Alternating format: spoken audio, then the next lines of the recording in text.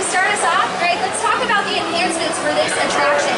So when you walk in, you see this amazing, massive statue. Talk to us about that. So this marquee that we see behind me is very special to us.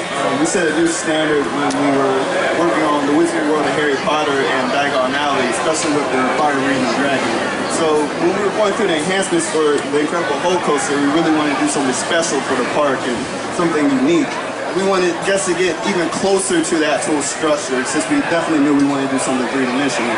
So this is what we came up with, and that's actually walk under the actual structure, and it's really immersive. Something that's really special about this also is this track piece that's part of the marquee is actually from the original attraction. So this piece above it that you see, the barrel roll, that's actually the section of the track that we took from the original. We rotated that, broke it in half, and we created this marquee from it. So when guests are taking pictures of it, they actually see the actual section that the original track was actually taken from when we made this marquee. So you make your way under the marquee, and then you step inside this completely immersive redesigned queue. What are some of the highlights of that new redesigned queue? Okay, so the main highlight is this massive gamma core machine that we created. We want to do something really special, something that's never seen before, and investigate a special effect that, you know, is new to all our guests. So we have a gamma core in there that's actually the largest plasma display in the world right now.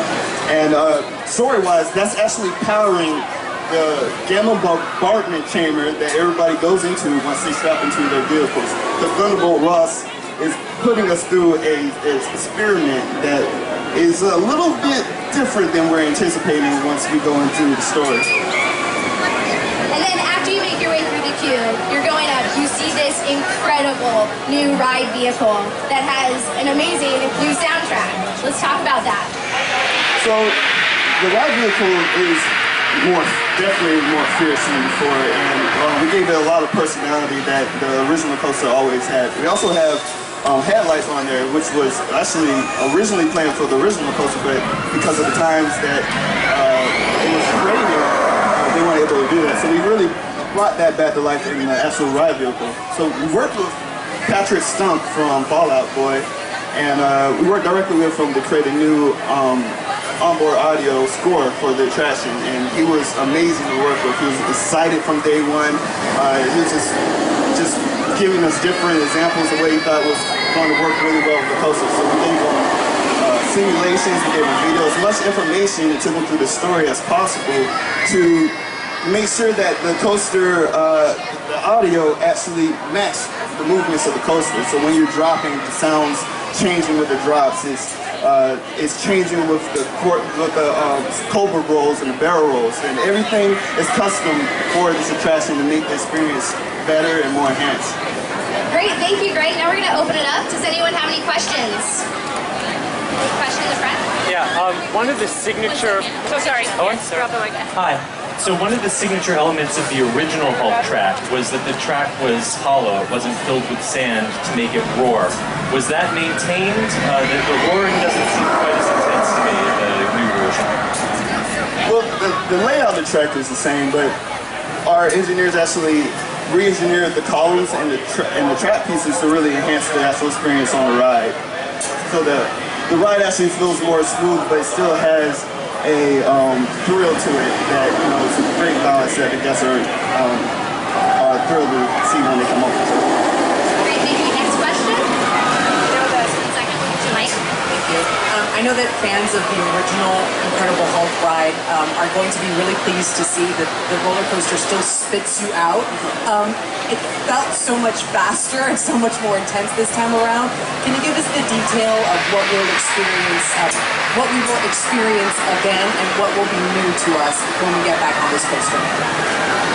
So what you experience when you're actually on the coaster is the onboard audio that's actually enhancing your overall sensation while you're going through the track. So the sensation of speed, the launch tunnel special effects that go on, it actually just makes it way more intense and immersive, and it feels like a whole new experience when you're on it, but still keeping that same great personality of the original coaster.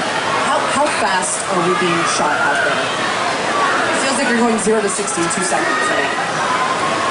So, in the launch tunnel, you're actually going 0 to 42 miles per hour, but during the drop, it goes to 65. In terms of the actual ride experience, what did you gain with the new ride vehicles? So with the new ride vehicles, we really gained the onboard audio and aggressive look to it. The actual experience is a lot smoother than it was before. Also, when you're off the coaster, it just looks really nice seeing those headlights just shine and be real prominent. A lot of photographers have been coming out taking long exposure pictures and just loving taking pictures of the coaster. And it's just, we really wanted to give a gift back to the guests to really show that we really care about their, some of their favorite coasters.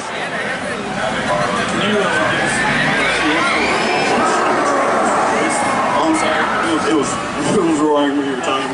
Sorry, how much of the track did you replace during this enhancement? All the track's been replaced completely. So we tore down the original track and we built this in less than a year. So about 10, actually less than that. I forgot exactly how many months it was, but it was all in less than a year with all the new enhancements. Any other questions? Are there collection coasters or anything that you're experiencing? This whole extra portion. What was probably the hardest thing for you in redesigning the old Hulk to the new Hulk, in that you knew that this was one of, literally thousands of people's favorite rides? What was your favorite thing?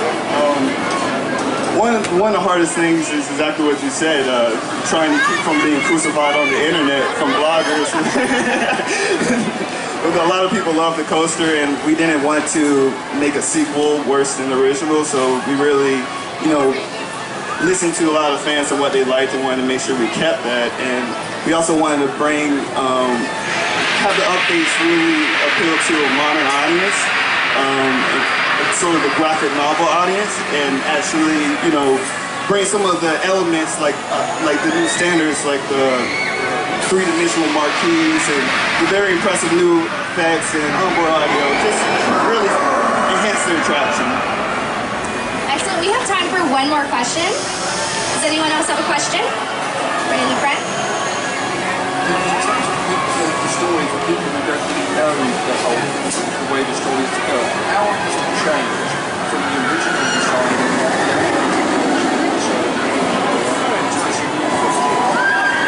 So the original version of Hulk was an experiment that, things went wrong, and it was actually conducted by Dr. Banner. This time it's Thunderbolt Ross, General Thunderbolt Ross, that's actually inviting us to the attraction. So we're volunteers to go through an experiment, and we're being tricked to be part of something that's more dangerous than we expected. So while we're going through the queue, we actually see test subjects on the media and people transforming the Hulk. So I think it's the first time that you actually see there's a female transforming into the Hulk, there's a child transforming, and there's a adult male transforming. It's really interesting to see that, because by the time we were like, oh my gosh, we want to go through this, it's time for us to get on the ride.